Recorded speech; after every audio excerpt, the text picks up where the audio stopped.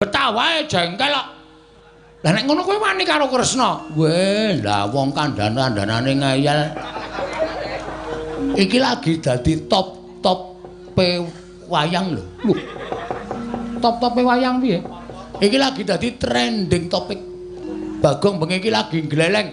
Sapa wae sing ngepalangi rawe-rawe rantas malang-malang bakal tak putuk. Lah nek upama aku sing ngepalangi kowe wani karo aku piye? Wani. Ketiban senjata cakra tibakna. Nek nganti gawe babak kulite Bagong, tugel gulune Bagong meguru karo kowe 20 taun. Mikira keceke ndase kuwi, keceken. Mangsane ora. Wah, gawe jengkel. Wah, Kresna mikira ora kena dielekke. Babar pisan ora duwe abdi jenenge Bagong ora apa-apa. Bangane mirang-mirangke para Pandhawa mikira.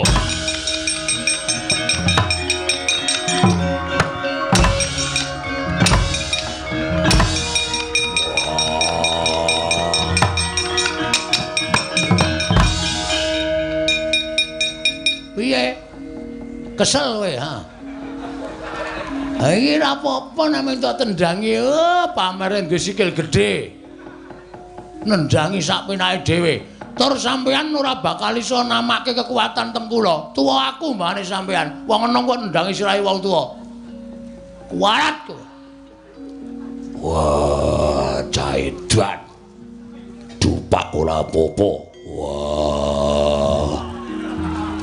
Nendi Werkudara? Isin aku. Isin dheke nendang sirah ngene ora apa-apa. Bagong tak kandhani manuta ora. Kulon Bathara Guru kuwi dewaning para dewa. Mboten, Bagong kowe aja ngeyel. Mboten. Sampeyan malah rumangsa kula ngerunden wektu e. Dalu ora sone. Bathara Guru mangkeke kula apa ora? Ora mangkeke tak gulung sampeyan bela dalam bebayani Janaka.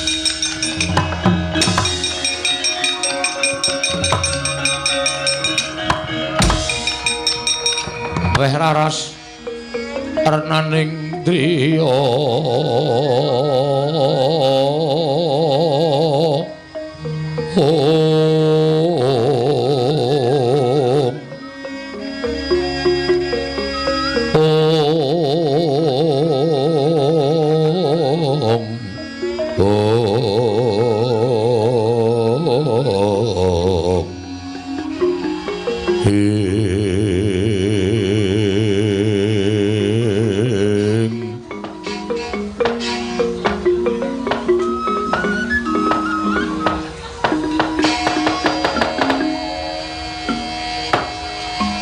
Dadosna ing kamuningan sejatosipun dumados ing gara-gara ing manduk wonten ing kayangan menika wonten pinten-pinten perkawis lho Di.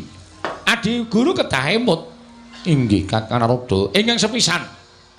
Gara-gara ing manduk wonten ing kayangan menika saged adamel panas hawa benter ingkang tumanduk wonten ing Suralaya. Sepisan menawi wonten lemah sangar kayu aeng menika ugi andadosaken gara-gara ning kayuwangan. Mila pendak-pendak wonten lemah sangar kayu aeng tumutun paduka Padi Guru dawuh dhateng para Jawata supados ambedol kayu menika kala wau minangka dados umpak ing sela Kandhawaru binangun. Kakang Narada kasinggihan mekaten. Namung kula taliti dumlaring jagat menika boten wonten wujudipun lemah sangar kayu aing ing damel gara-gara wonten ing kayuwangan. Wondene kalih inggih menika wujudipun Brahmana ingkang malik tingal. Menika ugi boten wonten angka 3 satriya ingkang lereh keprabon mongko tumuli ambrah emutan. Nah, menika contonipun menawi wonten satriya ingkang lereh kasatriyanipun tumuli ambrahmana menika saged dadosaken kagegering kayuwangan Suralaya. Dene angka 3 titah ingkang kepengin kembali dhateng pangawaosipun para Jawata. Titah ingkang kepengin kembali dhateng pangawaosipun Jawata Kakang inggih. Dadi pratandha bilih Paduka Prabu Bathara Guru tartemtu saged mangertosi menapa ingkang dados gara-gara wonten ing kayuwangan. Kakang Narada kasinggihan mekaten. Ingkang salajengipun sinten Kakang? Menawi wonten satunggiling Brahmana tapa ingkang piyambakipun kepengin sanget gesang sak tataning para dewa. Menika ugi andadosaken gara-gara wonten ing kayuwangan. Kakang Narada kasinggihan mekaten. Inggih. Wangsal wangsul tuwin pinten-pinten lampaning kesampun laturaken menika kala wau. Nyuwun pangapunten lho, Di. Menawi boten wonten setunggal kemawon ingkang kelampah wonten ing Madyapada, mila manahipun ing Rasa Dipadal menika ugi gumun. Lho ing atase jagat menika mboten wonten menapa-menapa lah kok kayangan timbul gara-gara ingkang sumukipun ngantos damel geger sangyaning para Jawata. Menika daya menapa lan dipun timbulaken saking menapa dumugi sakmriki ingkang Raka dereng saged andhadhaki miwah ngertosi dhateng dumadosing lelampahan menika kala wau. Inggih Kakang. Kasinggihan mekaten. Nah, menggah pemanggipun Adi Pramesti kados pundi? Nyuwun pangapunten. Nadyan kula piyambak ugi mboten mangertosi Kakang. Sampun kula tiling-tilingaken paningal. Nalika semanten angupaya tuwin angulari wonten pundi papan pernaing lelampahan jagat. Ingkang satemah karya gara-gara ewadene mboten kelampah tuwin mboten saged minanggihaken. Mula ing saking menika tumuli kula ngawontenaken pasewakan pepanggihaning para Jawata ingkang wigati namung kepengin sanget Kakang Rada menika paring cecala obor penggalipun ingkang rayipun Manikmaya. Anggenipun kula mboten saged manggihaken gara-gara menika kala wau Kakang Rada. Lah menapa iki, Di? Menawi tela mekaten kedah para Jawata Tridasa Wataknawa sedaya dewaning para dewa kedah mandhap wonten ing Janaloka angupayi ngupaya wonten pundi dunungipun ingkang dados tuk sumber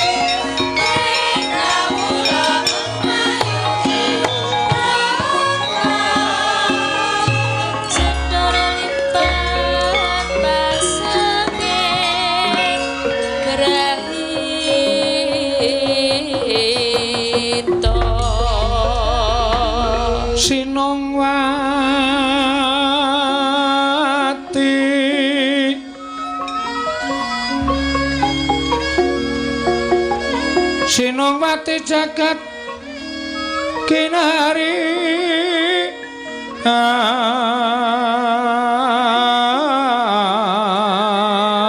among mbak lumembak ombak ing samudra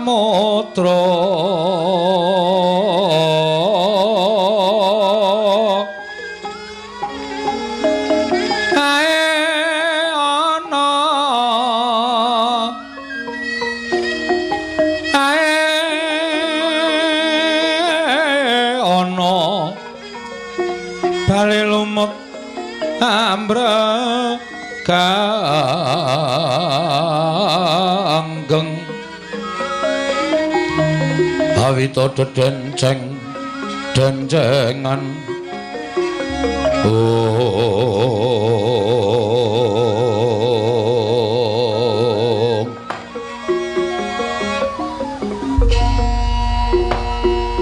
Kakang Narada Kakang Resi Kanika Putra sakmenika sampun kecepeng sinten ingkang dados gara-garaning kayiwangan pramila mboten aneh menawi mboten saged dipun tingali Kakang Narada menika wonten titah ingkang abiyantara nanging sireng kula waspadakaken jebul menika titah pujangkara wujudipun kawula alit menawi mboten klentu menika atmajanipun Kakang Ismaya inggih menika pun Panakawan Bagong dalah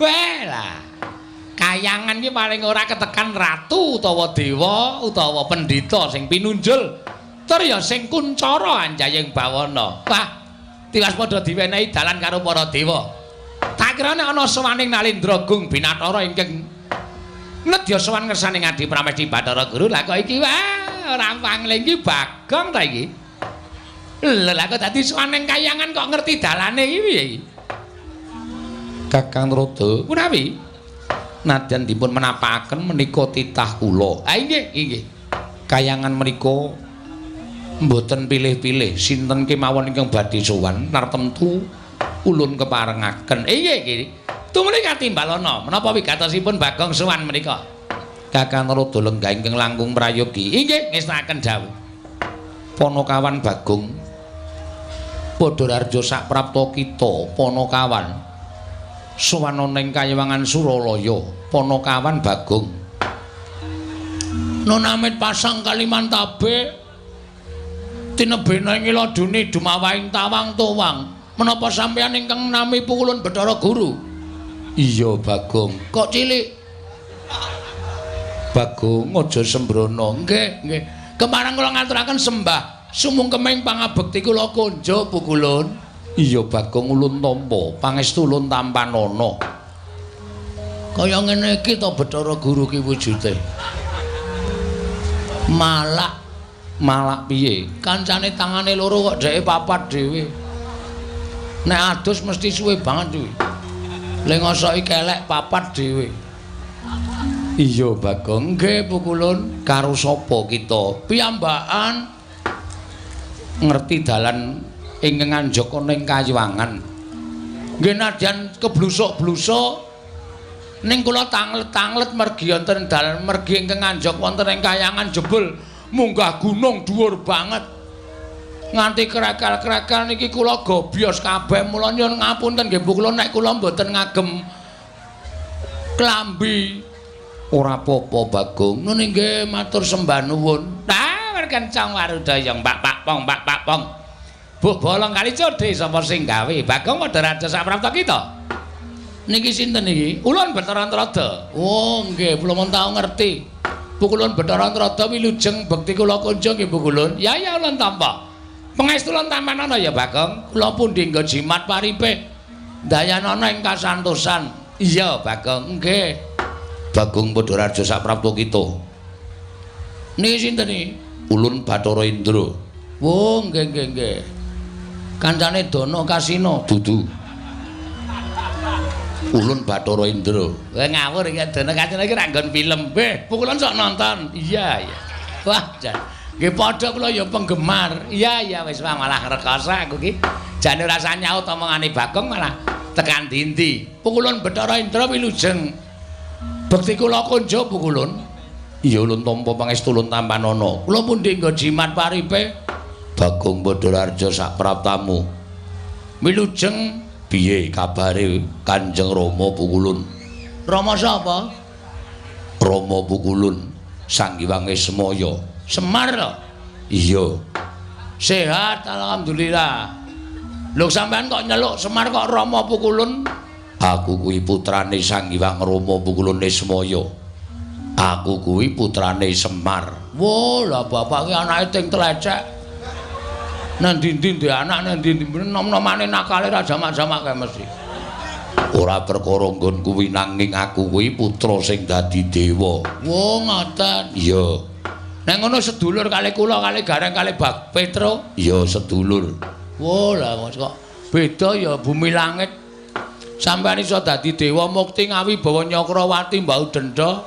Kula ngetutke Semar ming kere terus ora mundak-mundak. Iya, Bagong pestine dewi-dewi. Nun nggih, nun nggih. Bekti kula nek nyeluk napa? Ya sakarepmu. Kula karo sampeyan tuwa sapa?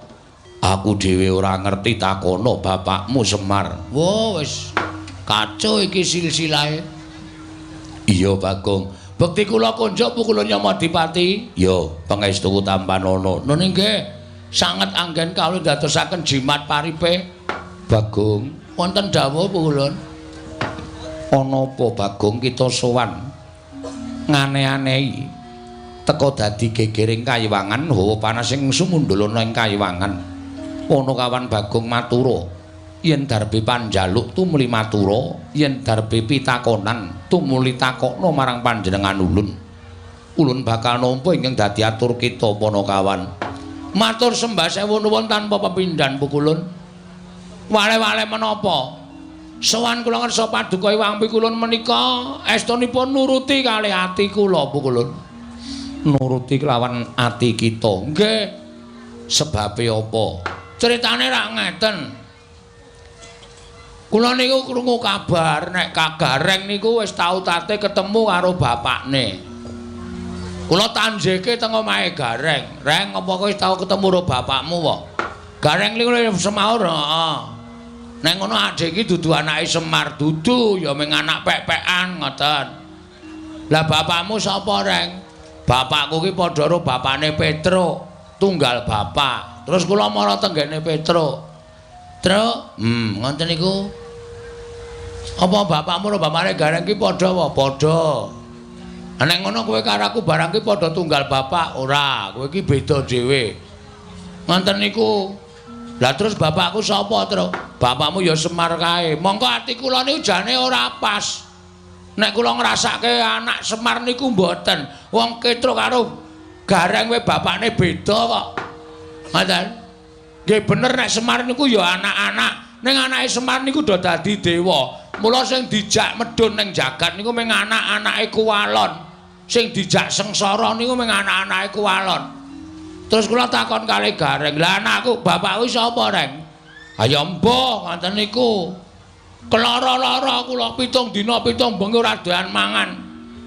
Meneng mawon kula teng omah mikir nganti rambut kula sing arep rontok niki. Niki merga kula mikir wong tuwa kula niku jane sapa? Ora mungkin nek kula niku urip kok mlethek saka watu. Niku mboten bakal kelakon. Tumuli kula rembugan kalih bojo kula. Bojo kita nggih. Yem Tariem. Bojo kita jenenge Tariem. Nggih. Malah durung ulun catet. Yen to ulun kagungan titah aran Dewi Tariem. Mboten Dewi.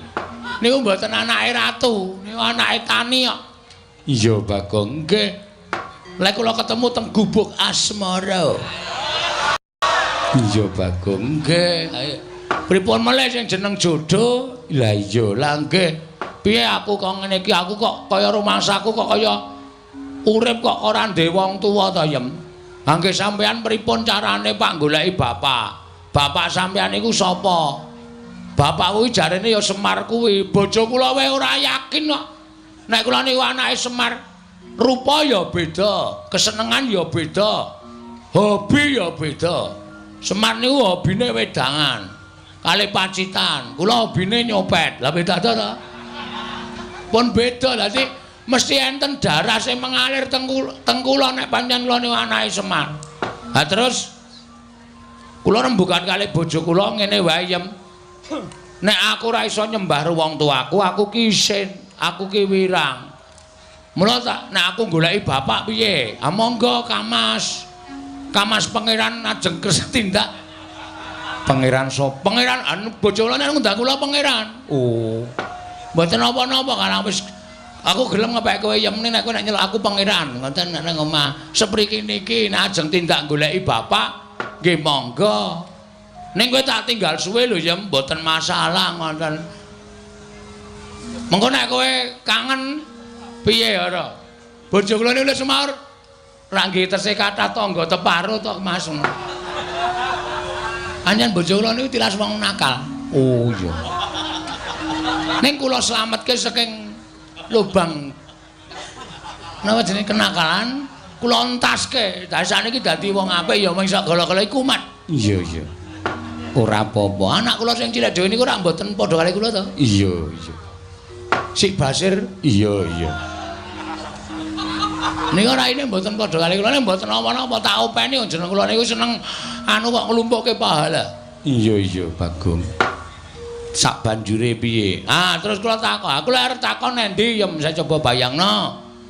Semar tak takoni mesti lara ati wong Semar ki bapakku angkat. Upama tak takoni Mar, bapak kuwi asine sapa? Mesti weh blegegek ugeng niku metu terus mesti. Ugek-ugeke niku wis ora bakal leren. Iya. Mula terus aku arep takon Semar ya. Apa aku tak takon Ndara-ndara Pandhawa? Ampun, wong sampeyan niku umure karo Pandhawa niku tuwa sampeyan. Mboten bakal ngerti. Tak takon sinuwun Ndarawati apa? Ampun. Nika ya tuwa sampeyan karo Nata Ndarawati. Lah aku terus arep takon endi? Mang minggah teng Kayangan Surabaya. Suralaya, Suralaya. Dalane ngendi yem? Nek ngendikaning Kyai Sepuh kudu munggah Gunung Himalaya. Kula lakoni mongko dhuwure minta ampun. Pucuke nganti ketutupan mega niku rak saking dhuwure. Kula nggawa tampar. Mendaki kula niki wau. Iya Bagong, nggih. Terus tekan latar sing amba sing panas banget jenenge napa Pukulun? Repat kepanasan. Ah. Repat kepanasan riku panase ra jamak-jamak. Terus kula ajeng mlebu niku dijegat buta loro. Nggawa gada ali nggawa pedhang gedhe banget. Kuwi buta ingkang tunggu kari sela matangkep. Jenenge sapa? Cingkara Bala, Bala Upata. Kula dicegat ra entuk. Kula nekat tak tantang gelut. Loh.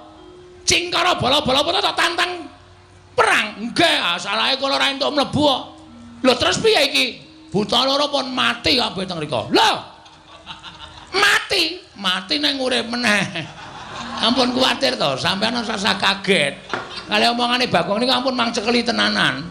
Mula kula omong niku akeh ngapusi mbangane benere. Wah, setan tenan lho. Iki wis deg-degan e. Wis arep utusan Yamadipati kak nitik Cingkara Bala-Bala Upata. Kula mlebu bleng. Terus wonten Kayangan, kula leboni bleng wonten jebule sing lenggah teng mriku dewane ngangin.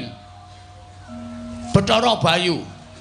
Kula sowan Pukulun Bathara Guru mrika dudu. Ulun Bathara Bayu. Oh, Bathara Bayu niku napa dewane ngangin. Oh, berarti sing gawe entut barang niku Bathara Bayu.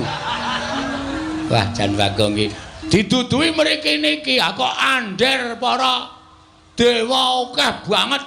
Terus kula nyuwun dalan, nyuwun ngapunten, munggah tekan mriki niki. Nah, Pukulun sasampunipun kula sampun dumugi wonten ing papan mriki.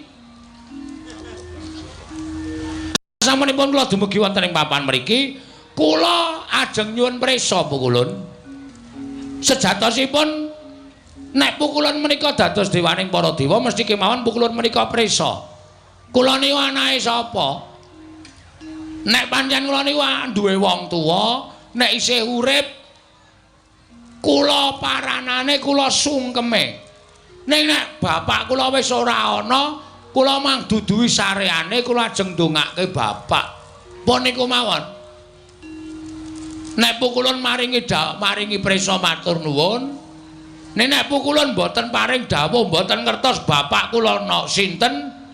Kula niki sowan mriki ora ming paitan nekat tok, ning wis wani mati. Wani mati kula. Estu. Mbangane kula urip teng alam donya, mbangane kula anggen gara-gara iso gawe guyu wong delok ning kula ngerti bapak kula. Lara ati kula apa kula. Kula iso gawe guyu wong nonton garger-garger ning terus nek wong nonton Bagong anake sapa? Niku ati kula diris-iris. Kula niku iso gawe bungahe wong liya kok ati kula ora iso bunga. Niku terus carane pripun coba kula tak takon. Mula kula pengen ngerti wong tuwa kula. Mbangane kula ora ketemu kali wong tuwa kula. Kula nyuwun paduka pukulun dinten niki kula mang cemplungke wonten ing kolam pemandian. Wah arep omong rak ngawur wae ta. Cemplungke endi? Niku lho sing nggo nyiksa wong Kawah Candra Dimuka kolam pemandian Dengkul Mlocot kuwi ra. Kayangan kok ana kolam pemandian. Mang cemplungke wonten ing kawah. Napa pukulun Candra Dimuka? Candra Lukita. Dimuka. Dimuka. Wis sinden kok. Candra Dimuka. Monggo dinten samenika kula aturi paring dawuh. Nek panjenengan mboten kersa paring dawuh mboten ngertos, kula njaluk mati pun niku mawon. Gusik Bagong, nek kowe mati bojomu piye? Pun wonten sing lamar kok niki. Lho. Lagi tak tinggal iki sing lamar, mpun kula bebaske kok kula niku. Wonge kepenak kok. Ha nek pancen mbangane karo kula ora seneng sakjane wis diirak-iriki tangga kula ya wis tak nengke mawon. Wah, lah wong edan ora. Kakang Rada kados pundi? Ah monggo, Dik. Mesinipun Adi Guru menika sampun pono. Babakan wontenipun Bagong menika saking menapa lan tiyang sepuhipun sinten panjenengan kedah saged paring dawuh. Mergi kula kuwatos, Bagong menika wonge wah ndugal kewarisan. Keladuk wani kurang geduga nek nganti panjenengan boten saged paring dawuh bapakne sapa? Wah, Bagong mesti ngamuk wonten negari utawa ing kayangan Suralaya. Jelas. Wis ora bakal wedi karo sapa-sapa. Anggere ora ana sing ngomongi bapakku sapa? Iki ora sah malang kerik anggepe kaya nendi. Tenan, kula mboten ajrih karo sapa-sapa. Sampeyan ngerti to nek kula ngamuk? Sampeyan ngerti nek kula nesu? Kula nguyuh sanggon-gon. Napa kelakon kayangan pesing kabeh? Ah rataya kowe rusak. Rusak kayangan ketekan Bagong rusak. Ora karo-karuan. Bagong, wonten dawuh. Sabar ya Bagong. Mboten saged sabar. Kedah sakmenika panjenengan paring dawuh sinten bapak kula. Niki kula wis mumet ket sore wau. Nganti weteng kula lara merga sak lakon Bagong kok takon bapakne niku perkarane pripun? Wah, wis cilaka tenan. Dek mben Semar bangun gedung kesenian. Niku wis mecahke sirah. Saniki Bagong takon bapak wis apa ora bentet cengel kula. Ora taya kowe ning kowe bisa cah cerdas e. Padhake ora. Ha iso, mbok tekane iso mbok ora sing penting iso. Walah nekat bocah iki, nekat wae. Pripun? Latri paring dawuh. Sinten bapak kula? Bagong.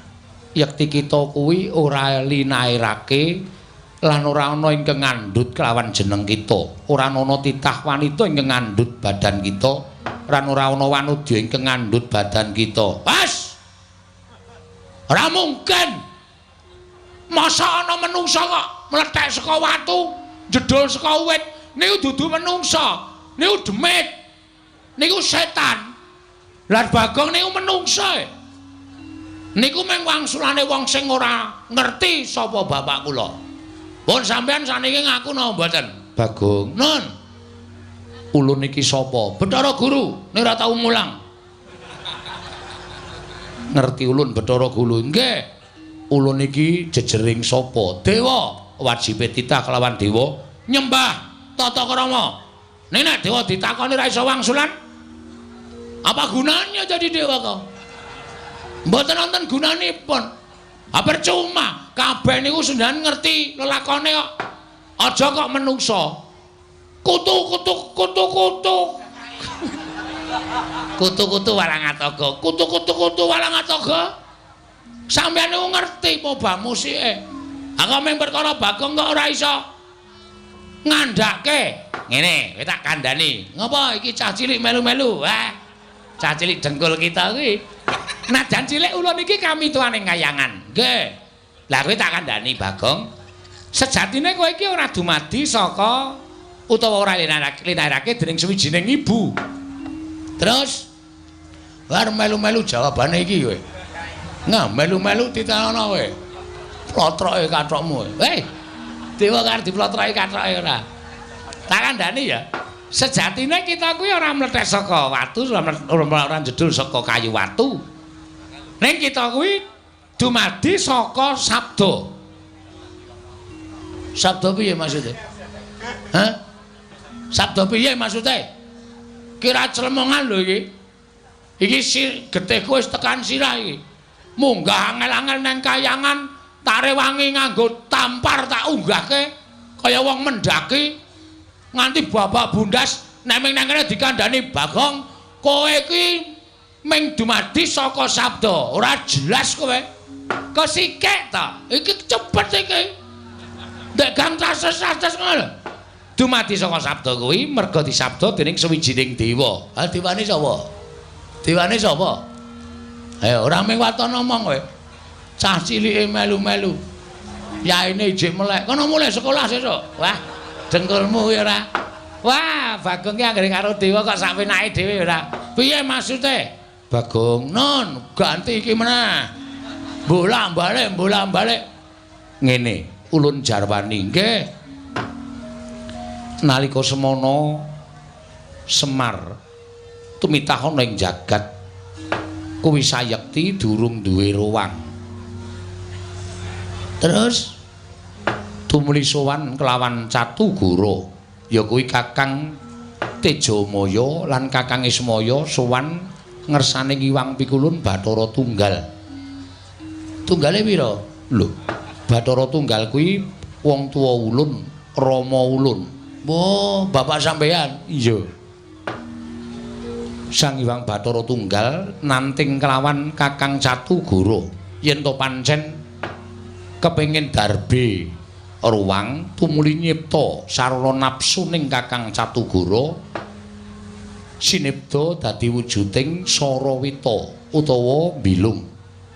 Ing angka loro nalika Si Ismaya nyuwun ruwang ana ing jagat tumuli wewayanganing Si Ismaya ya Kakang Ismaya sinabda dadi wujuding pawongan ingkang gecul kumarucul kang aran Bagong. Mengkono mungguh kang dadi asal mula-mulanira Bagong.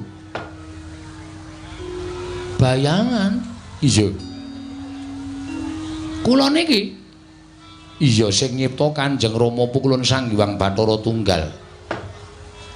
Bayangan. Aning Semar ki nang ndi-ndi sing ana bayangane? Nuwun sewu niki nuwun sewu wangsulan sing tenan apa ming gara? Kula kok kaya ora mantep to ming diwaringi kok kaya mustahil ngono lho. Ing atase bayangan kok di bem salah bem dadi wong. Ya ora mungkin niku akale ora ketemu nalar niku mboten iso nek kaya ngoten niku. Wase saniki kula ming kepengin jenenge bapak kula. Titik. Nek sampeyan kersa ngaturake matur nuwun, nek mboten napa kudu sarana Bagong nesu teng kayangan ben kula dicempluke teng Kawah Candra Timuka. Ben kula dipateni teng Kawah Candra Timuka. Ora ana gunane kula suwita Bapak Semar nek kula ora iso ngrungkepi padane wong tuwa kula. Ora ana gunane kula niku melu Semar nek kula ora iso ndongake wong tuwa kula. Ngoten mawon Bu Kulun. Pun niku kula nesu tenan iki. Niku aja tenang-tenang mawon to niki. Mugi andados ing kawuningan Pukulun Bathara mangsa wangrai kula niku wis abang tenan. Niki tenan niki kula nek ora entuk jawaban tenan, kula nesu tenan. Nek perlu kayangan kula gawe sungsang bawana bali Pukulun.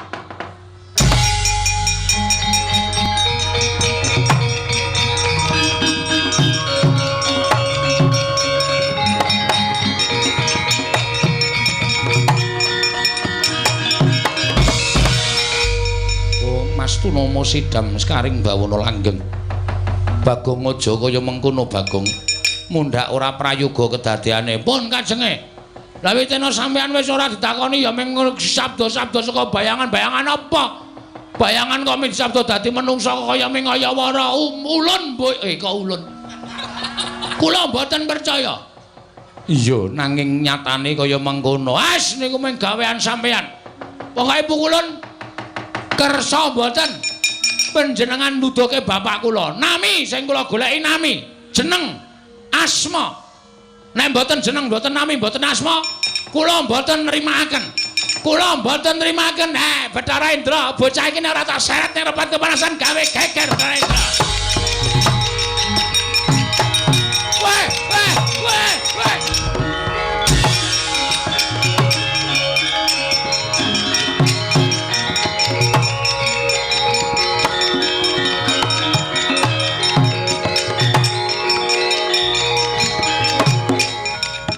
Indra wonten timbalan. Ingkang sengap niku ndak utus supaya mboyong nglawan si Bagong metu saka ing Bale Martya Kundha dari kasinggihan mekaten. Samenika kula papanaken wonten ing repat kepanasan. Sajaipun Bagong nembe boten trimah kaliyan para Jawata dene para Jawata boten saged ngaturaken wonten pundi denungipun tiyang sepuhipun. Ya. Kula ngerti pancen wis ngerti apa kang dadi karepaning Bagong. Ning sajedatina pang dikendikake dening Hyang Pikulun Jagat Girinata ya Sang Hyang Pikulun Jagat Giripati.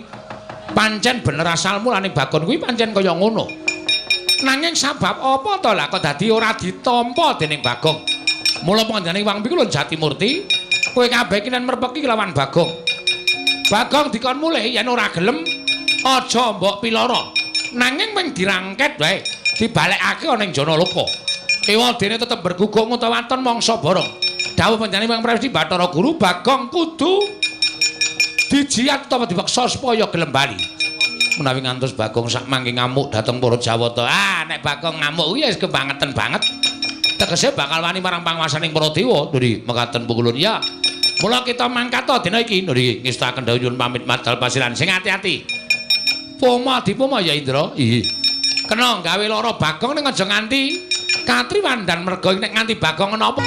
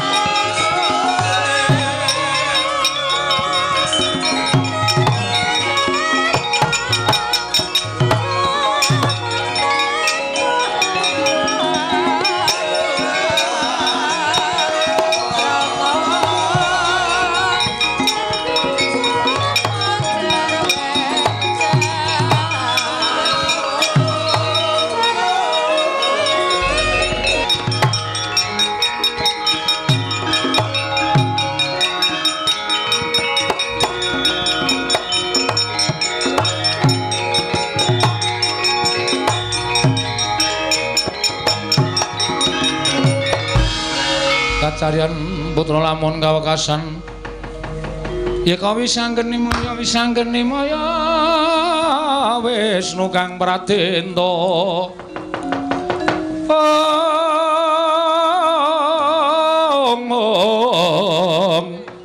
wisanggeni maya Wisnu pradenta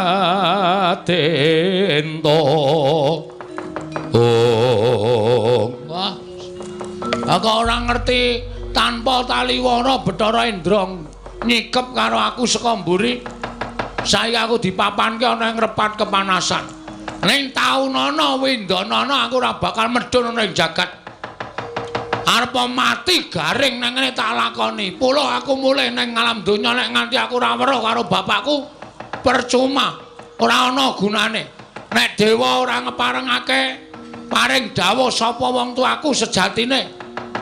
Wis ben mbok tekan modar mbok men tak lakonane. Nang aku jane gumun aku ki ya ngopo to ya aku ki ya. Wong dewa wis paring dawuh kaya ngono iso lho aku ki dadi saka bayangan ya iso. Ning apa ya iya. Sing kepindho iki jane aku tekan kene iki ana sing ngeterke ning didhawuhi supaya aja omong karo sapa-sapa. Ndara Antasena kok malah ora ngetok ki. Piye maksude iki? Ana nganti aku cilik lara gedhe tekaning pati, terus Ndara Antasena ora muncul. Piye sapa sing arep tanggung jawab? Ndekno mau nang omah Gong, nek arep takon ro bapakmu. Takon sapa bapakmu munggah nang kayangan, takon dewa. Carane pripun, Den? Ayo tak unggahke rasa kuwatir. Nganti tak rewangi ngapusi karo dewa-dewa. Kowe munggah mlebu kayangan tak anteni ning repat kepanasan. Bareng aku tekan kene kok sepi mamring ora ana wong ki. Engko gek mulih si Antasena iki. Nek mulih cilaka aku. Mulih ya ora ro dalane, maju ya bakal dikeroyok dewa. Wah, lah wis nasib pancen wis pestiku apa kudu kaya ngene ya lelakonku. Wis lah, terserah. Antasena jedul ya karepmu.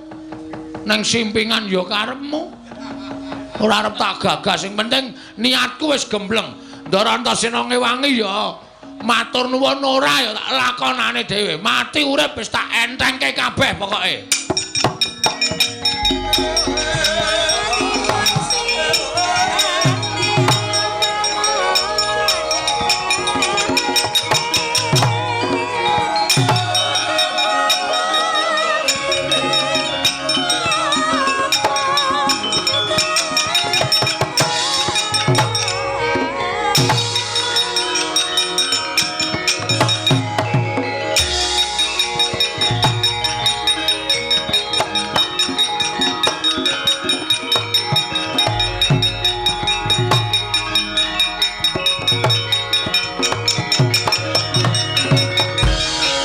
Nututi lamun katututan lamun mangsa prawira digdaya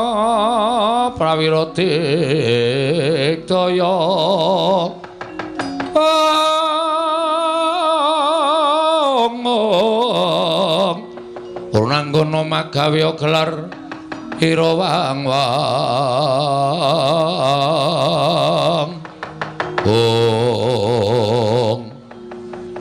iki sing nyekep aku mau. Yo, dasar Pranyata Bagong.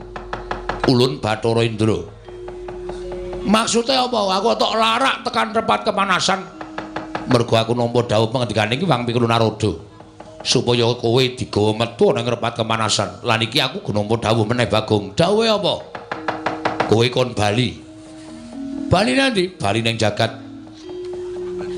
Terus nek aku bali ning jagat, kosik, aku ki dewa kok kowe ora basa. Oh iya lali sik nang bener. Terus nek pun kula wangsul teng jagat, nek wis bali ning jagat, dasare wis diweni keterangan bapakmu ki sapa. Kowe ora usah mbok terusake nggon menakon karo bapakmu aran para Jawata. Jawata ora ngerti menyang didurunge bapakmu lan bapakmu kuwi sejatine ora ana. Kowe pancen dipuja saka wewayangane ya kuwi Siwana Yantaka. As jawaban yang sama. Ora bakal menehi pemareming atiku. Terus karepmu piye? Aku pokoke kudu njaluk ketemu karo Bathara Guru. Nek Bathara Guru ora kepareng sarta ora iso ngendikake nek ndi bapakku, ora pantes dadi Bathara Guru. Bathara Guru ki kudu ngerti apa wae. Dheweke iki dadi dewaning para dewa. Kudu ngerti marang kananing titah. Kok dadi tak takoni bapakku kok ora paham. Kaya ngono kok dadi dewa. Ora wangon dadi dewa Bathara Guru. Mula wektu dina iki aku ora nrimake. Nek Bathara Guru ngandhakake bapakku nendi, kayangan tak gawe geger. Lho kusik. Apa kowe wani karo para dewa? Lho wis muni ngene kok dikira ora wani ta iki? Iki wis nekat nek kaya ngene iki. Tegese kowe wani. Wani. Yen wani tegese aku iki kudu peksa karo kowe Bagong. Terus kowe tak candhak tak uncalake saka Gunung Himalaya ben tiba ning jagat. Kowe bali ning papan dunungmu. Nek pancen iso uncalno, nek ora iso ngapunten lho nek ana dewa kewirangan karo Bagong. Lho, apa kowe wani karo aku? Jane ora ning mergo tok warahi ya nuwun sewu. Kepeksa kula wani. Yen wani karo aku kene marganing patimu. Nuwun sewu pukulun. Dijajal dewa karo Bagong menang sapa? Iki merganing patimu. Panggawa tak ayoni pukulun.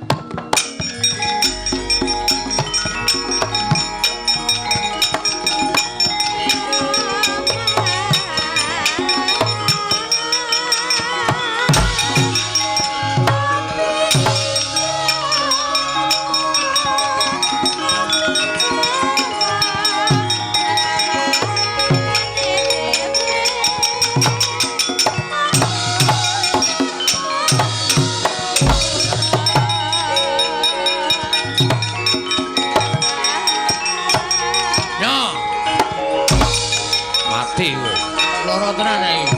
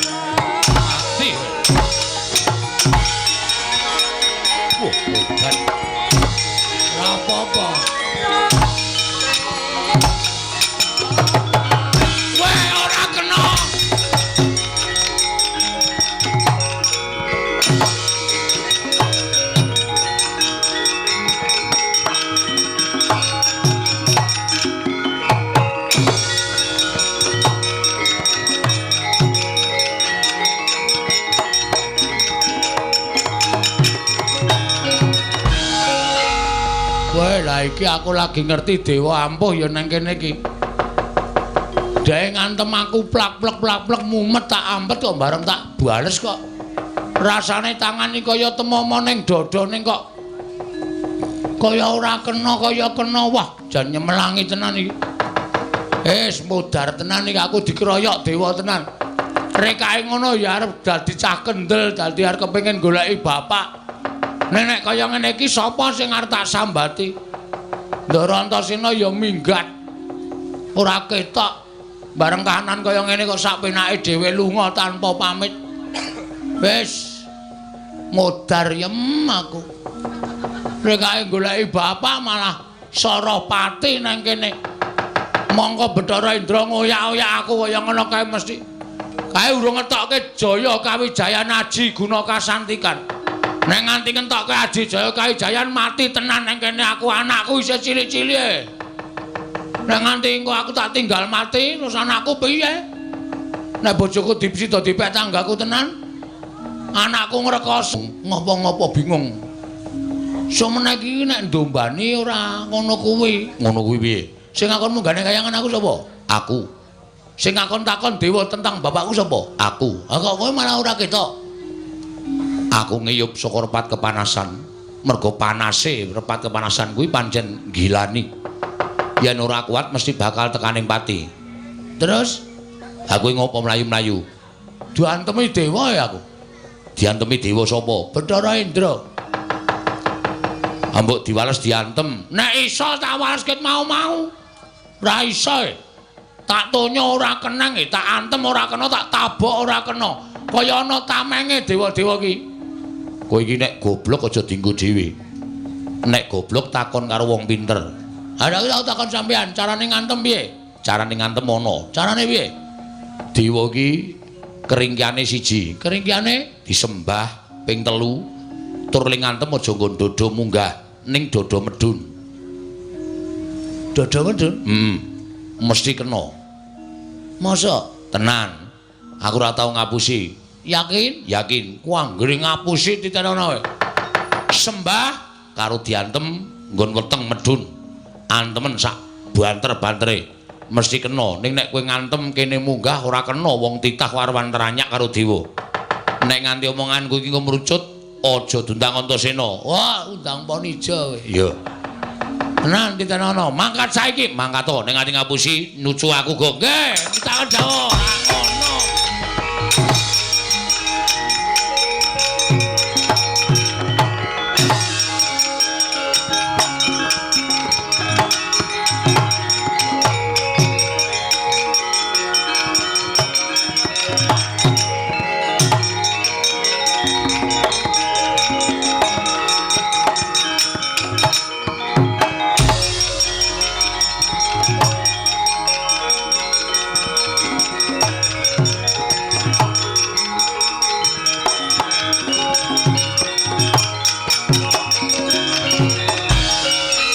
Bagong isih maju isih.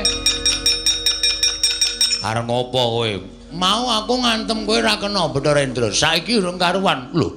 Ayo ketukno kasudebianmu. Ketukno kekuatanmu ora bakal tak tinggal loncat. Aku ora bakal kalah karo kowe. Piye? Ora bakal kalah. Mati dereng aku. Ngono mati. Wah, cocok.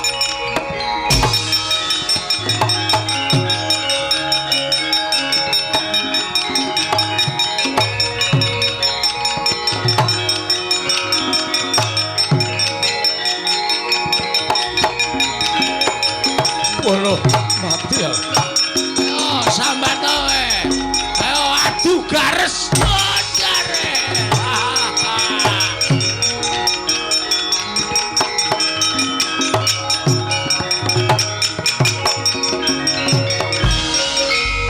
Gong sip jos Wiradalah kena tenan tak antem nggon weteng mudhar kowe langsung dekem Bathara Indra tak du garese karo garesku menang endi menang kono lho garesku mlentrung aku jenengane gares empuk kok didu ora pun matur nuwun nggih ya pokoke nek ana apa-apa kowe wadul aku sing ndombani karo kowe siap.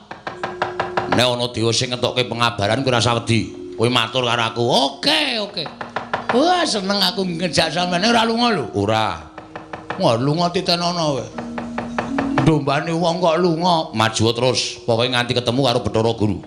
Bathara Guru iso ngandhake bapakmu nendi ngamuk. Wong kowe iki wong kok ora ndek bapak iki ora mungkin. Kowe iki titah swantah mesti duwe wong tuwa. Nggih, matur sembah nuwun. Ayo, Amo Suramarta di dewane tunggale negara ayo.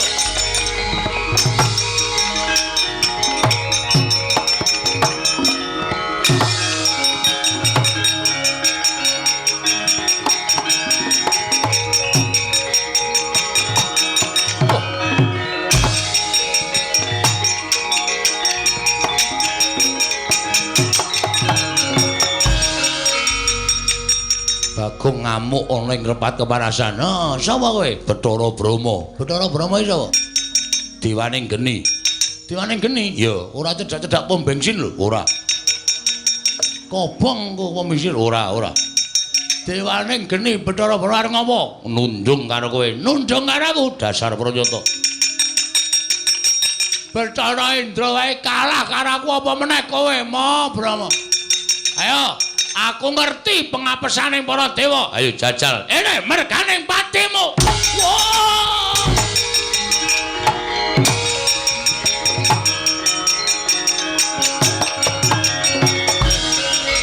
Piye, Gong? Kok mung pisan le iso?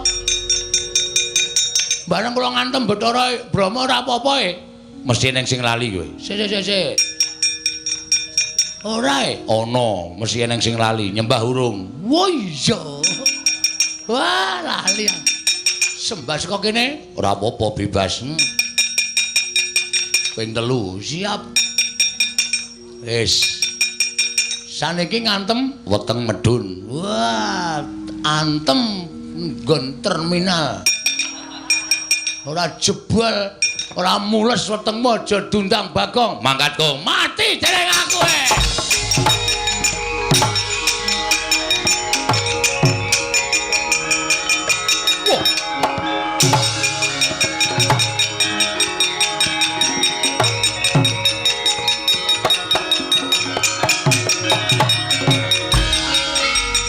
Dalah ampuh tenan kowe, ampuh ngungkuli pil pokoke.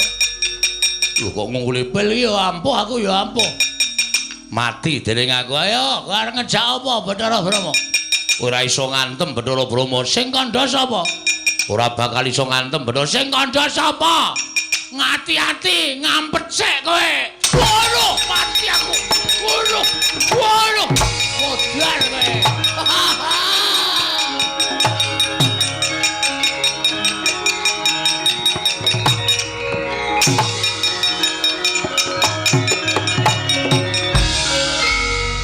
Gulung-gulung Bathara Brahma.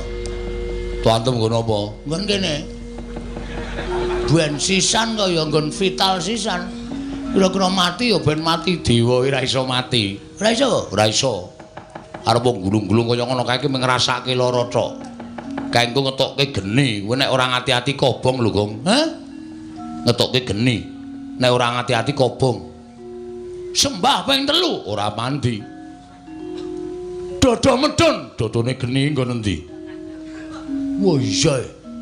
Kae dewaning geni, kae biasane Bathara Brahma iki nek nesu ngetokke geni, ngobong mungsuhe. Wis iki piye iki? Tanggung jawabmu no, Cina. Piye iki aku nek kanane kaya ngene iki? Ora usah kuwatir, ngejak aku iki mesti duwe penemu. Terus kowe engko nek kobong ora bakal ngrasake panas. Kok iso? Aku tak manjing ning awakmu. Nang kene? Sedeng po? Sedeng, aku nganggo badan sukma manjing ning awakmu. Ora usah kuwatir. Pun, kewon. Yo, metu ngendi? Metu cangkem po? Sedeng ora iki? Ora sedeng. Apa kene? Kene ciut ning sok amba barang. Moh. Mambu. Wah. Tak sabune. Kowe ngampet ambegan. Ngampet ambegan. Ngono kuwi engko aku tak mlebu dhewe ning awakmu. Nek aku klebon aku, kowe diobong ora apa-apa, disuduk ora apa-apa, dibacok ora apa-apa. Aku tak mapan ning awakmu dina iki. Dadi engko nek kowe dipobong karo Bathara Brahma iki ora bakal piye-piye awakmu. Wis yo aku tak mlebu yo. Nek aku mlebu ning awakmu mesti kowe ora bakal dadi wong ringkene, dadi wong sekti. Selak modar. Le ngampet ket mau ora gek mlebu-mlebu kowe wis. Yo.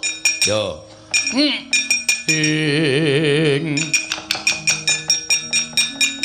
Titiprane manganak anong paricata. Mbak lumembak lamun mambeng lirumbak ing samudra angra. Gong, nun, wis. Sampeyan teng pundi? Aku ning awakmu. Lho. Wedane. Kok ora mbrenjol ya? Ora. Mergo aku alusan. Alusan? Iya. Mergo aku dadi badan alus. Terus kekuatane kowe dadi wong digdaya. Kula iso napa mawon? Iso. Kowe ditamani geni ora apa-apa. Blebeke nang segara ora mati. Wah lha iki. Wah, pun sampean teng riku mawon mboten sampe metu. Lho. Kula tak dadi wong ampuh sak lawase, aja engko ndak tok nggo pamer, ndak tok nggo muk. Wis saiki arep ngopo? Kula cobane. Pethoke Bathara Brahma nganggo geni. Nek kula kena geni mati omongane Ndarantasena ming tekan pangucap mau mboten kababar dadi pakarti. Ya wis jajarane ora percaya. Nggih, tak maju alon-alon. Ya ngono.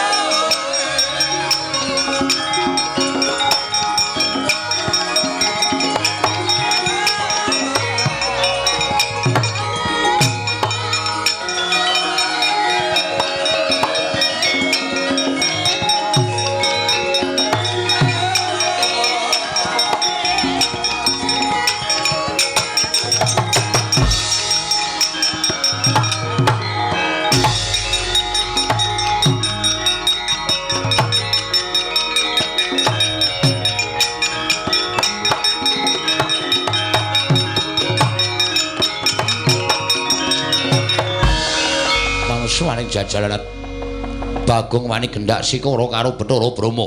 Mirang-mirangke Bathara Brahma. Bagong, aku mentala karo kowe. Tibane daya kekuwataning Bathara Brahma, ora kobong awakmu aja tundang Bathara Brahma keparat.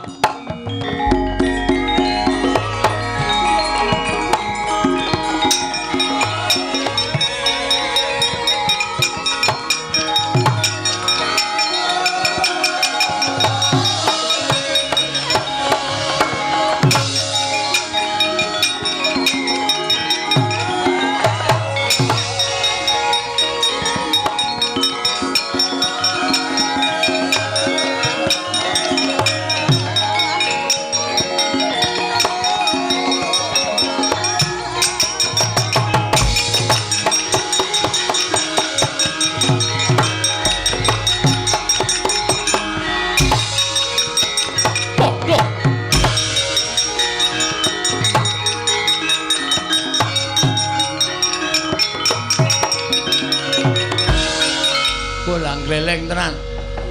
Kobong gedene rajama-jama sak lumbung paribasane kok aku ora ngrasake panas. Kok aku ora ngrasake kobong ya. Waduh, waduh. Wah, lah antasena ngapusi. Ngopo, Gong? Ngopo? Sing ra kobong ming awakku kathokku entek. Asem bareng kaget mak klawer ngono. Tak kira nek kolor bulwah. Cilaka iki. Wis, sampean niku ngomongi sandangamu kobong, ning awakmu ora ngoten.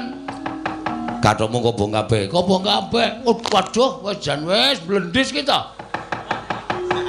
Oh, kobong kabeh. Kok rambut barang ya do kobong. Men kulit tok sing ra kobong. Ha iya. Rambutmu kobong ning kulitmu ora ngrasake panas. Waduh, gundul. Sar dhuwur. Blendis kabeh kaya ngene iki jan wis. Wah, wis kula tak golek kanu sik, tak golek gombal. Ya kono. Ndak di sini-sini kula ora. Ya wis kono ganti sik. Heeh, wis ora kateng ra ketang nganggo kacu tak tutupan. Tak buntele men kaya lemper. Wis ben luweh. Ayo terus go ngamuk terus. Ngamuk Suramrata, Jamrata. Imbang yen padha-padha. Dewa sapa wae maju mesti tak rampungi nek urung Bathara Guru ngandhake sapa bapakku sak tenan.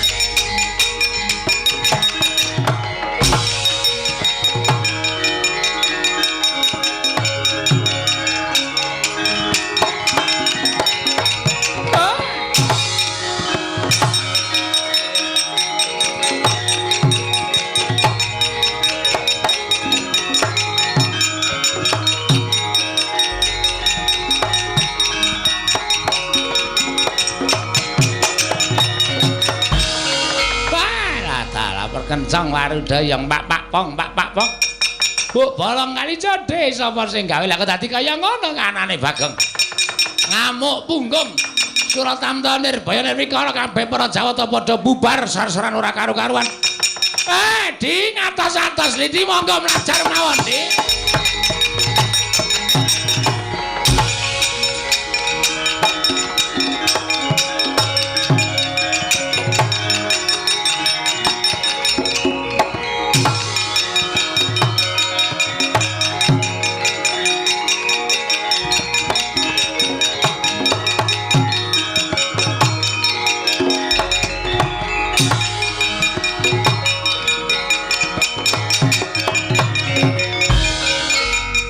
Carian putra lamun ngawekasan yeka wisanggeni maya Wisnu Pratenta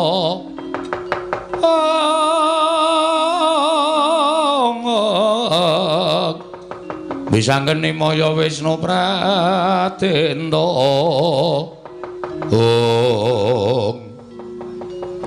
Bathara Guru mlayu Eden. Lah sirmu piye? Arto oyak terus apa mandeg tekan semene nggone goleki karo bapakmu. Nek cara aku lho, Gong. Nek aku aja nganti mandeg tekan semene nggonmu goleki karo bapakmu ya ditenani. Nek Bathara Guru mlayu ki ateges janjane Bathara Guru ora ngerti bapakmu ki sapa. Lah nggih.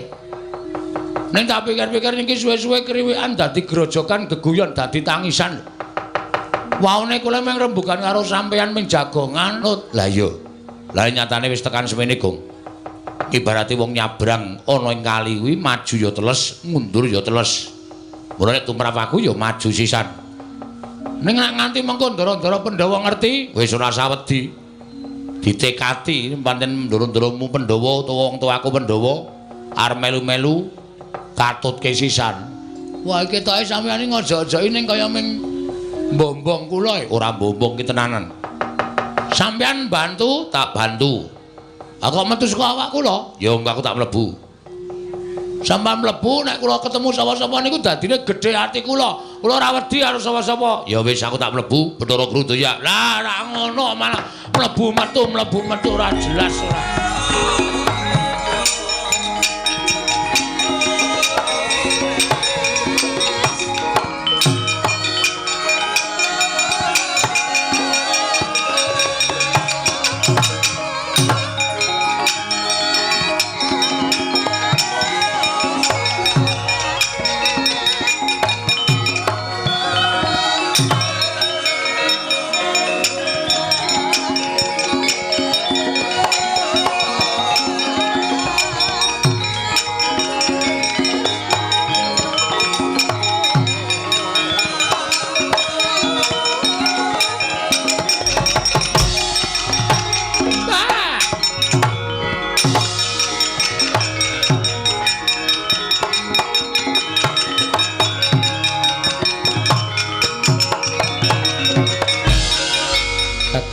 Kados pundi? Ah, pun geger mboten kanten-kantenan.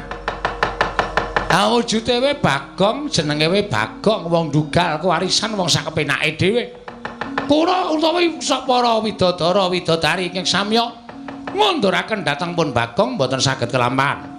Para dewa-dewa sami katriwandan nungsang puyang numbuk bentus lampahipun. Inggih Kakang Rada lajeng keparingipun kados pundi? Nyatanipun panjenengan sampun mboten saged ngaturaken sinten tiyang sepuhipun Bagong. Lajeng keparingipun Kakang Rada menapa kula kedah mlajar saking kayangan. Ah, nek mboten mlayu kewirangan lho, Di. Nek mboten mlayu panjenengan badhe kewirangan. Lajeng mlajar wonten pundi? Janaloka kemawon. Sowan dhateng sinten? Ah, Bagong menika abdipun para Pandhawa. Pandhawa dilapori nek Bagong kurang ajar mesti kemawon Bagong badhe nampi pidana saking para Pandhawa, Di. Monggo Kakang.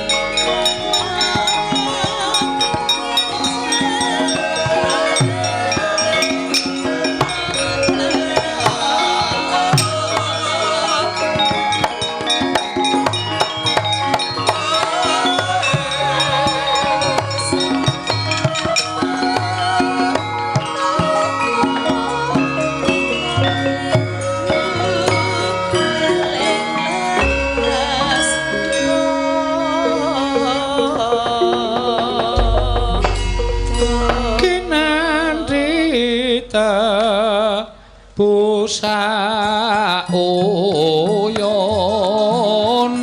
ayu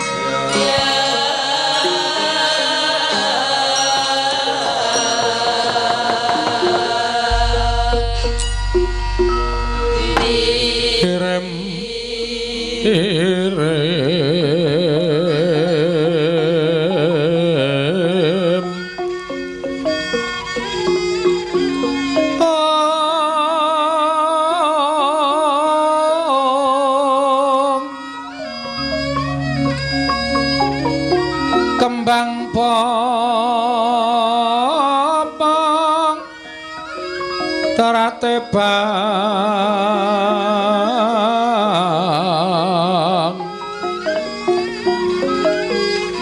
rerayungan longma lengkung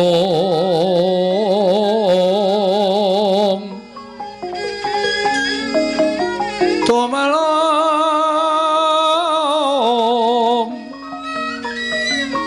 rumambat wit lian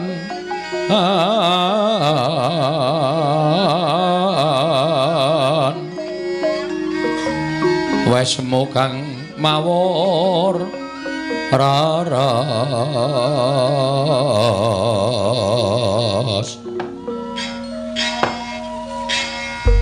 nunamit pasang Kalimantabi pinebina ini lho duni dumawaing tawang tuwang Rama Pukulun Sarawa Paduka wonten ing kayiwangan ngalang-alang kumidir ingkang putra pun Sang Hyang Tunggal kula ngaturaken sembah pangabekti kula kunjuk Rama Pukulun Wong Mastu Nama Sidam Sekaring Bawana Langgeng iya kulup Atmaja Ulun Bathara Tunggal kita ngaturake bekti kelawan panjenengan ulun wis ulun tampa karya bombong bilawaning penggali ulun ora liwat pangestu ulun tampanana kula pun dinggo jimat paripe dayana ing kasantosan hendadosaken kagiat sotaning manahipun ingkang putra pun Bathara Tunggal Pukulun dene Paduka Rama Pukulun ning Ngundaran Dirbawana kepareng tedhak wonten ing kayiwangan ngalang-alang kumidir menawi dipun parengaken ingkang putra Cemadung dawuh Pukulun menapa badhe paring pidana dhateng ingkang abdipun Sang Hyang Tunggal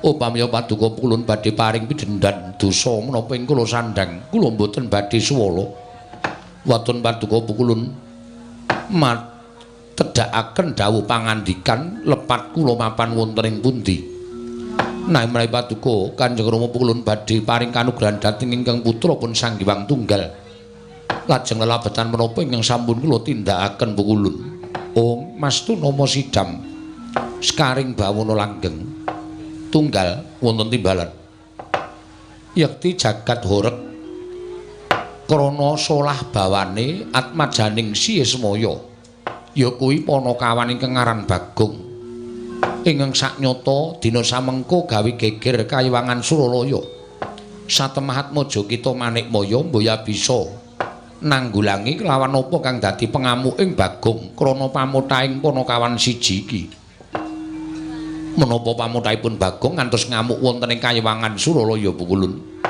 tanana kejaba mung nggone meri kelawan kadang-kadange ingkang wis kasembadan ketemu kelawan wong tuwane mongko tumuli Bagong mutah sowan ana ing kayiwangan nyuwun priksa kelawan Si Manikmaya ya atmaja kita sapa wong tuane Bagong mula tunggal dina samengko gandeng kita ingkang wis nyipta kelawan dumadining Bagong ana ing alam padang ya kuwi sarana wayanganing Si Ismaya duk nalika nyuwun ruwang nggone urip ana ing alam jagat raya bebarengan kelawan atmaja kita ya kuwi Catugara ya Tejamaya ing nalika semana uga kita paningi ruwang kang aran Sarawita dumadi saka nafsu ning Si Tejamaya mekaten Pukulun ayo nganti jagat iki geger kelawan kahanane Bagong mula tunggal kita ulun tuding minangka dadi wakil ulun mudhuna ing jagat tentremna jagat saisine Bagong tuduhna sapa ta sejatine lan supaya marem pikire yen kemboya kita ingkang paring dawuh sarta mboya kita ingkang nuturi kelawan Bagong ndak kira Bagong ora bakal mendho kamurkane mula kang sangka kuwi gandeng kita ingkang nyipta kelawan Bagong tuturna apa sejatine dumadining Bagong supaya lega atine Panakawan atmajaning Siesmaya mau Sang Hyang Tunggal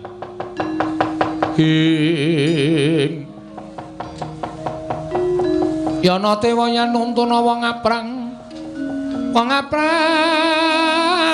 kasangsaran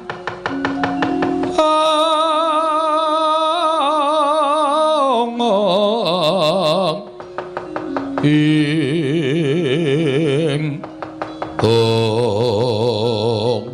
pukulun semban kula krama pukulun pengayoman kula menawi tela dawuh pangandika paduka mekaten kula mboten badhe selak dinten sak mangke kula badhe anilar dhateng alang-alang kumitir tedhak wonten ing Madyapada anyerep dhateng kamurkanipun Panakawan Bagong ing sayekti ingkang putra pun Sang Hyang Tunggal ingkang nyipta dumados ing Bagong wonten ing alam padhang surti ati-ati duga-duga diga mesake lawan maja kita si Manikmaya ingkang sejatine wis mblabarake apa ta dumadining Bagong nanging Bagong mboya percaya pengajaping Bagong mung siji amung dewa ingkang wis nyipta kelawan Panakawan kang aran Bagong mau ingkang paring pituduh ingkang sejatine niki ngestakaken dawuh menawi ngaten kelawan kula nyuwun pamit madal pasilan mandhap saking alang-alang kumitir jumujug wonten ing Madyapada ulun kundur ing Kundaran Dirbawana sembah kula ingkang derengking Jengkar Paduka Hyang Adi Pukulun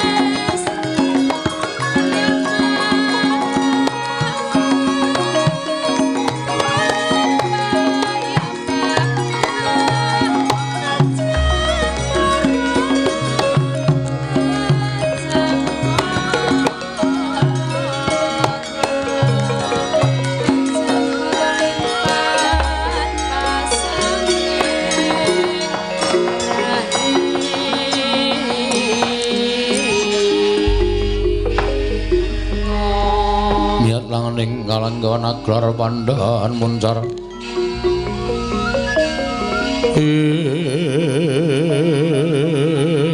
non lir kekonang surem sorotetan padang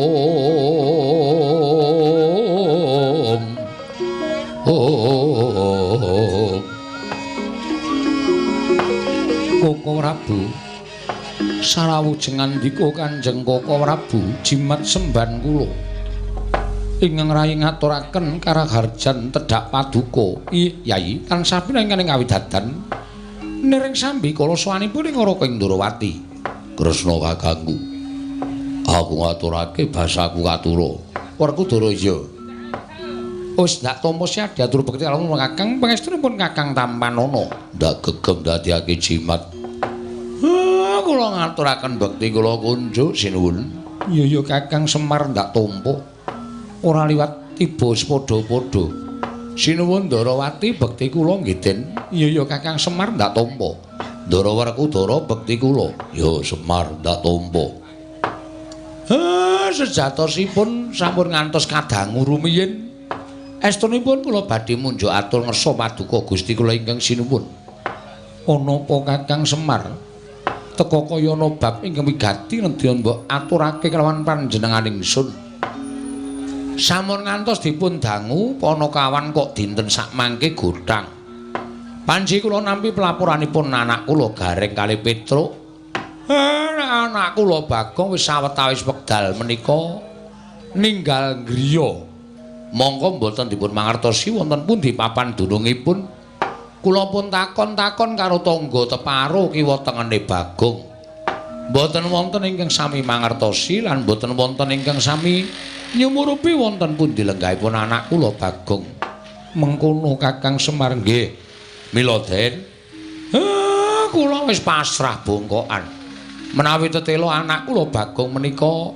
tasih urip mugi-mugi Gusti-gusti kula para Pandhawa ugi saged manggihaken wonten pundi dunungipun nek anak kula Bagong pun mboten wonten inggih sampun mboten napa-napa jarakan wong urip ing alam padang menika namung anut kersanipun sing gawe jagat Ndara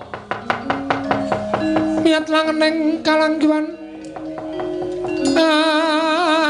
aklar pandan moncar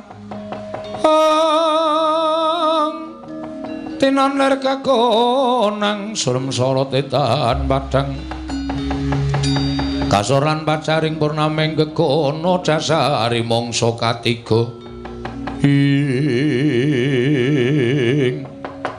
dereng ngantos paripurna balwacana kasaring ing tumep saking dirgantara Sang Hyang Pikulun manik moya karya kagiat kang samya mulat lang-lang ing triya mangungkong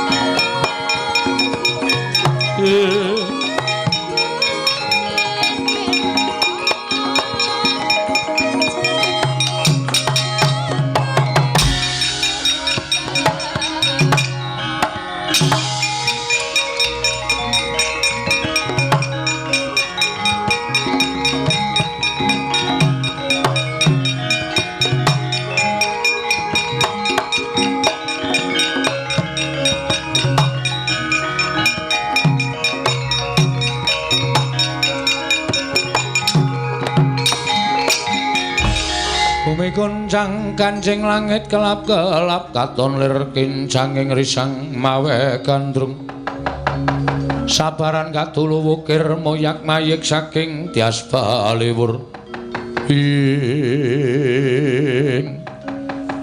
kulun kula ngaturaken sembah pangabekti kula kunjuk iya Punta Dewa Ulun Tampa kulun ngaturaken sembah pangabekti kula kunjuk iya Kresna Ulun Tampa Guru kakekku aku ngaturake sembah iya Werkudara Ulun Tampa Pukulun kula ngaturaken sembah iya Arjuna Ulun Tampa wonten menapa Pukulun sumengka tindak paduka teka rawuh wonten ing negari Ngamarta menawi kepareng kawedharing kathah tumunten kababarna wonten wigatos ing kados pundi lan wonten perkawis menapa Kresna kula wonten paring adhawuh ndadekno kawruhanamu sira Puntadewa uga nggone ulun nganti prapta ana ing negara Ngamarta sayekti dina samengko kayiwangan ulun tinggal sabab kayiwangan geger. Lho, geger wonten napa? Geger krana pengamuk atmajaning Kakang Ismaya. Pengamuk ing atmajaning Kakang Semar Badranaya. Guru piye? Kowe iki ngomong apa? Inggih Bagong ngamuk wonten ing kayiwangan karena Bagong mutah ngupadi tiyang sepuhipun Kakang Semar. Lah menungso ra tatanan minggat saka omah kok malah gawe geger ora. Nolo bareng yo. Santai, Tru.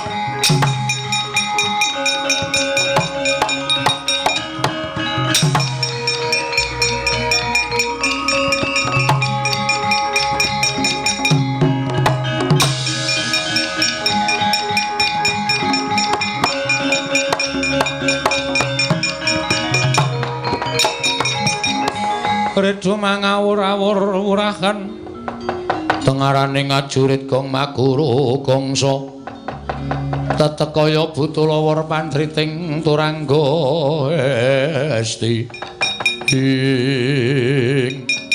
ngandel ora pukulun Bathara Guru mudhun ana ing jagat laporan karo Pandhawa.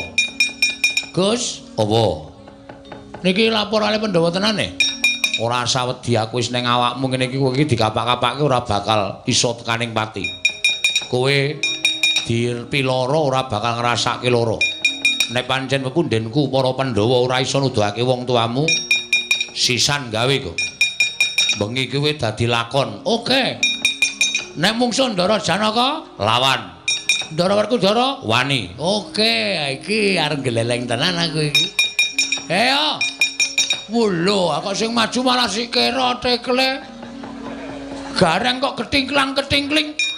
Piye kowe ngajar kakangmu wani ora? Kita iki diutus karo Ndara Pandhawa kon ngendhake pepinginane Bagong. Wah enteni kene. Wah anggere gareng melu-melu potele sirahe. Ya aja dipotel, Gong. Kae kakangmu nek nganti mati piye? Ben diutang aku ora nyaur-nyaur. Ming semaya wae. Senin, Selasa, Rebo, tak anteni ya ora.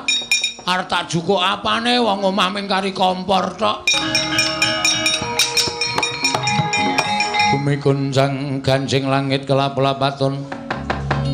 Lir kincang ing risang mawe gandrung gong. Bagong, le Gong. Kowe kok mendelik mripatmu? Kang Supan demit kok le. Kowe ngapa kok ngamuk ning kayangan barang iki? Kowe iki ngapa? Edan apa piye? Mbok eling to, Gong, kowe iki ming anake Semar.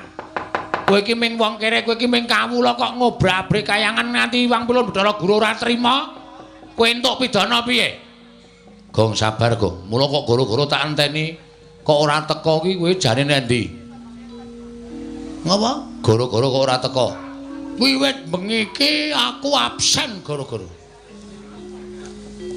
Lah ngopo? Gah. Pol paling ming gembus asmara, gubuk. Gembus dengkulmu mlocot, gubuk asmara. Jeli aku ngrungokke. Bengi iki aku lagi ora arep gara-gara truk lan dadi sumurmu. Aku ngene iki pancen wis tak niati. Kowe tau ta reng tak takoni bapakmu sapa? Kowe tau muni ketemu bapakmu? Tau ta? Tau. Karo Petruk ketemu bapak.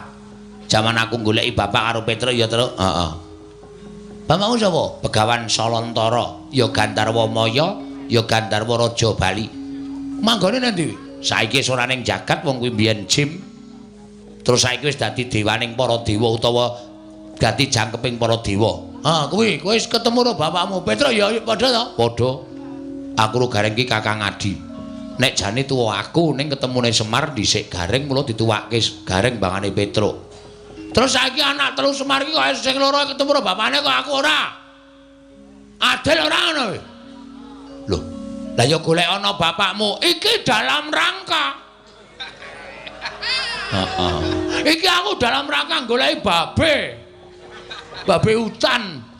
Babe hutan dekulmu melocot ya ora. Ngono? Mula ora usah ngalang-alangi. Pukulun Bathara Guru mlayu-mlayu lho, Gong. Ben sehat. Ora mung tetengok wae. Pancen sengaja tak oyak. Bathara Guru pancen tak oyak. Sebabe apa kok tak oyak? Dheweke tak takoni, bapakku sapa? Malah cerita, aku ki gawe dandane saka ayang-ayang. Apa kowe?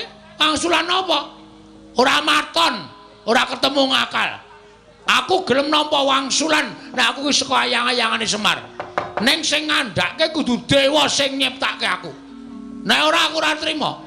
Bathara Guru ki dewaning para dewa iki, Gong. As, kowe iki ora usah melu-melu, kowe lunga ora? Ora lunga jotosi kowe, Gong. Gong ora edan kowe. Aku kakangmu lho, kakang-kakang apa? Kowe ngewangi Bathara Guru kakang. Petra lunga ora kowe, Gong. Eling, Gong. Aku ora edan. Eling yo, aku ora edan. Kowe nek wani ngantemi aku apa kira-kira kowe iso ngalahke karo aku? Oh, mbok aja kok kowe nek krubuten sak bojomu. Anakmu sing 12 kae kon ngrubut aku kabeh. Aku ora wedi karo kowe. Ning kowe iki adhiku, kowe do lunga ora? Ora gawe mumet sirahku lho. Iki aku wis buyar tenan iki, aku ora ngombe minuman wis mumet dasku. Lunga ora? Aku sing mambengi karo kowe lho. Aku sing menggak karo karepmu. Piye? Aku sing menggak karo karepmu. Piye? Aku sing menggak karepmu. Wah, lumut jene kowe. Wah. Ben. Sisan gawe, ayo.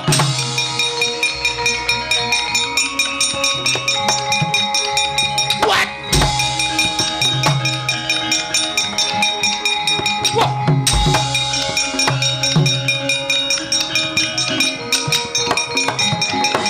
Antemane Bagong kok antep nemen ya, Tru? Heeh. Aku iso kuntal pirang-pirang meter. Sajane bocah iki ora kaya ora sebaine reng. Aya. Oh, matur bapak wae. Bocah nek karo bapak mesti gila. Pak, iki nek ora kowe ora rampung-rampung, Pak.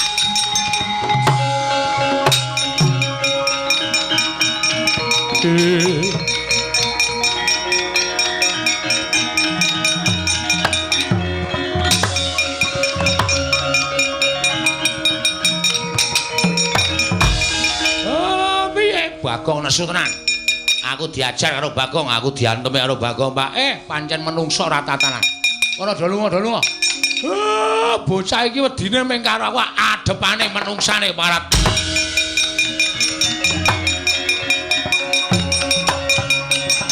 Wujus. Hot.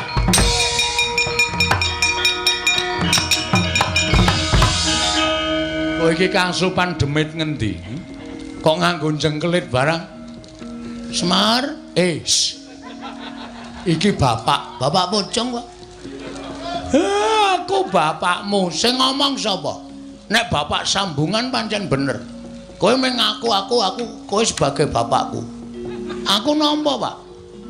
Nah, aku tak takon karo kowe mbiyen ngadopsi aku saka ngendi? Kowe mbiyen, ayo semaur. Bloko. Ora jujur rak saduk wetengmu. Iki bapak wis ngerti. Ning iki bengi iki aku lagi moh manut karo sapa-sapa. Kejaba manut karo atiku dhewe. Aku pengen nyungkemi bapakku. Aku pengen nyembah karo bapakku. Nyembah kene. Ayo iki bapakmu. Kowe kok wong tuwa kok goblok banget. Aku wis ngomong nek kowe iki bapak sambungan. Tegese ora bapakku asli. Lah kok kowe dadak ngamuk ning kayangan sakarepku. Aku arep ngamuk ning kayangan, arep ngamuk ning pasar kuwi hakku. Ora usah melu-melu perkara iki. Bathara Guru mlayu. Ya men. Lapor ning Amarta to? Terus kowe arep ngewangi Bathara Guru to? Kae adhiku. Aku tak takon karo kowe, Pak. Bapakku sapa? Malah ae. Bapakku sapa? Nek kowe iso mblakake aku lerem nesu. Nek kowe ora iso mblakake, iki aku wis nggawa drei, Pak. Argo ngopo? Coblos wetengmu bles kimpes modar kowe. Muni ya. Bagong, kok kowe ora wedi karo aku kok mripatmu menteleng? Aku ki sing ngopeni karo kowe, neng dudu bapakku asli. Ora muni tenan. Ora muni tenan. Pejet muni edan tenan bocah iki.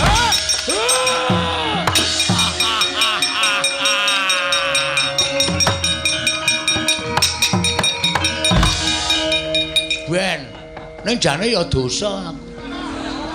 Wani ro Semar iki dosa apa? Semar iki sing ngopeni aku. Kok ora tak coblos drai wetenge. Njrantral galu. Kathoke mlotra barang ora krasa. Le mlaku edang-edang. Ben tantenane. Gus, ngopo? Niki ponakan pun mundur kabeh, maju terus. Engko bar kuwi bapak terus mak cilik Janaka mesti ngeleki karo kowe. Wani-wani aja nantang. Oke. Kowe tetep ngoso njaluk ngerti bapakmu ning nek kowe diandani kowe aja nantang. Nek kowe ditantang lagi wani. Siap. Nek ora metu saka kene lho. Ora. Engko aku wani kowe metu modar aku. Ora. Nek kene wae tengok-tengok. Iya. Gawe kopi. Hus. Njero weteng kok gawe kopi ora. Banyune kuwi dikopi ora ireng. Banyu apa? Iki apa? Gemandul nang kene hus. Wong edan ora. Tenan. Lho, wela. Dudu bapake, Den. Sapa? Sinuwun Darawati. Engko rak bapak ning gurine mesti rasa kuwatir. Heeh.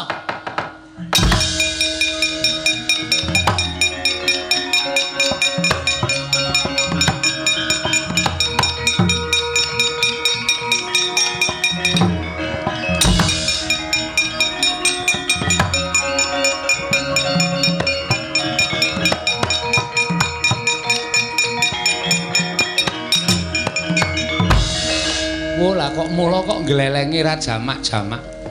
Dijotos Werkudara we ora kedhep kok piye? Edan. Kencingan apa menungso iki? Bagong. Ayo lungguh ngisor, kowe adu arep karo ratu. Lungguh ngisor. Piye iki? Lungguh ngisor sik. Oh iya. Lah rak ngono. Tegese kowe manut karo Nata Ndarawati. Sembah sungkem kula kunjuk sinuwun. Iya tak tampa. Lah dalan duwe tata krama lah kok kakang-kakangmu tok ajar mergane apa? Ndek utang kula ora nyaur-nyaur. Lho, dudu perkara niatmu to, dudu wis dendam terpendam sepanjang masa. Oh, ngono nggih. Bagong Caidan. Wani ngoyak-oyak Bathara Guru. Wani. Mergane ngopo? Bathara Guru mboten iso wangsulan. Mergane ora wangsulan sebab apa? Sajake mboten sinau sajake. Bagong kuwi aja edan lho, aja guyon. Aku wis emoh guyon.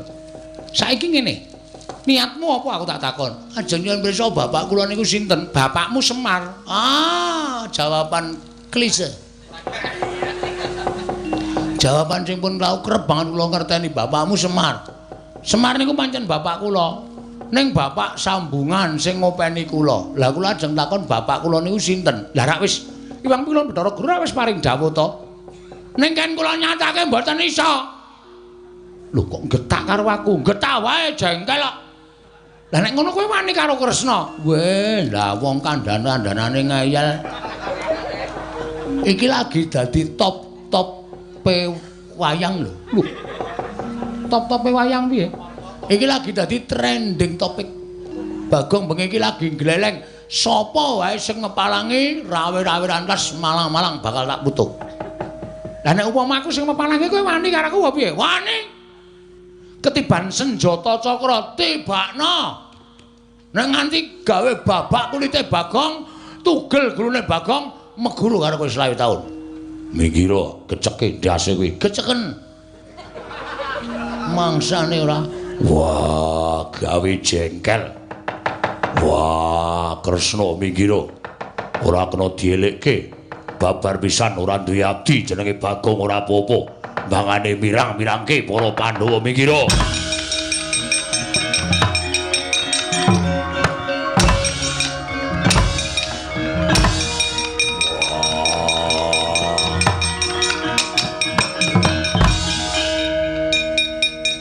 Piye? Kesel kowe, ha? Ha iki ora apa-apa nek entuk tendangi, pamere duwe sikil gedhe. Nendangi sak penake dhewe. Tur sampeyan ora bakal iso namake kekuatan tem kula. Tuwa aku mbane sampeyan. Wong enom kok nendangi sirahe wong tuwa. Kualat kowe. Wah, caedan. Dupak ora apa-apa. Wah. Nendi Werkudara? Isin aku. Isin dhek nendang sirah ngene ora apa-apa. Bagong lak kandhani manuta. Ora. Kulon Bathara Guru kuwi dewaning para dewa. Mboten, Bagong kowe aja ngeyel. Mboten. Sampeyan malah rumangsa kula ngerunden wektu e. Dalu ora sore. Bathara Guru mangkeke kula apa ora? Ora mangkeke tak gulung sampeyan bela dalam bebayani Janaka.